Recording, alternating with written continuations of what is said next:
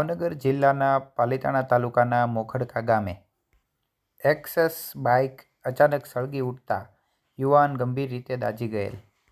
જે ઘટનાની જાણ થતાં ગામજનો દ્વારા યુવાનને તાત્કાલિક પાલિતાણા સદવિચાર હોસ્પિટલ ખાતે સારવાર અર્થે ખસેડવામાં આવેલ. ત્યાંથી વધુ સારવાર માટે ભાવનગર ખસેડવામાં આવેલ છે. યુવાનના પરિવારજનો અને યુવાન સાથે વાત કરતાં જાણવા મળ્યું હતું કે ગાડીનો સેલફ ચાલુ કરતા સાથે જ ગાડીમાં બ્લાસ્ટ થયો હતો અને યુવાનને ગંભીર ઇજાઓ પહોંચી હતી. આપનું નામ? મારું નામ પરમાર પૃથ્વી દુલાભાઈ છે. બરાબર. પૃથ્વીકભાઈ, સાંભળવા મળ્યું છે કે ગઈકાલે રાત્રે મોખડકા ગામે એક્સેસ ગાડી સળગવાનો બનાવ બન્યો છે. એમાં એક ભાઈને ઈજા પહોંચી છે. તો એ શું થાય છે સંબંધી ભાઈ તમારે? એ મારા દાદાના દીકરા છે, મારો મોટો ભાઈ થાય છે.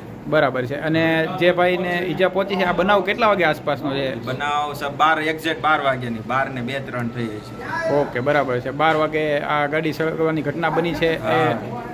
સમગ્ર વિગત શું છે, થોડી વધારે માહિતી આપશો? અમારો ભાઈ અમારે એક સોનીને પૈસા દેવાના હતા, 2.5 લાખ રૂપિયા અમારે, જેને એને સોનાની ખરીદી કરી હતી.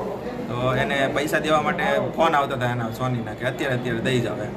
તો એ ભાઈનો ફોન આવ્યો એટલે ભાઈ અમારે નીકળ્યા પૈસા દેવા માટે. બરાબર. પૈસા ગાડીમાં હતા એક્સેસમાં. બરાબર. ભાઈ અમારે દેવા નીકળ્યા ને સ્કૂલ પાસે પહોંચ્યો ને તો એને સ્પાર્કનો અવાજ આવ્યો. બરાબર. થોડોક આગળ આવ્યો ને તો થોડોક સ્પાર્કનો વધારે અવાજ આવ્યો ને તો ભાઈએ ગાડી હોલ્ડ કરી. બરાબર. અમારે પુલ પાસે. બરાબર. ગાડી હોલ્ડ કરીને એને ચાવી બંધ કરીને જોયું બધું ફરતું અને બધું ઓકે લાગ્યું. પાછી ઘોડી ચડાવીને જેવો ચાવી ચાલુ કરીને સેલફ માર્યો ને તો આખી ગાડી બ્લાસ્ટ થઈ ગઈ. બરાબર છે. હા, જેમાં અંદર 2.5 લાખ રૂપિયા રોકડા હતા અને ભાઈ પોતે અમારે બચી ગયેલ છે. હા, ફૂલ દાજેલો છે અત્યારે. બરાબર. હાલ સારવાર હેઠળ છે અત્યારે સદવિચાર હોસ્પિટલમાં. બરાબર છે. અને ગાડીની હાલત કેવી છે? ગાડી આખી ટોટલ લોસમાં છે, આખી બળી ગયેલી છે. બરાબર છે.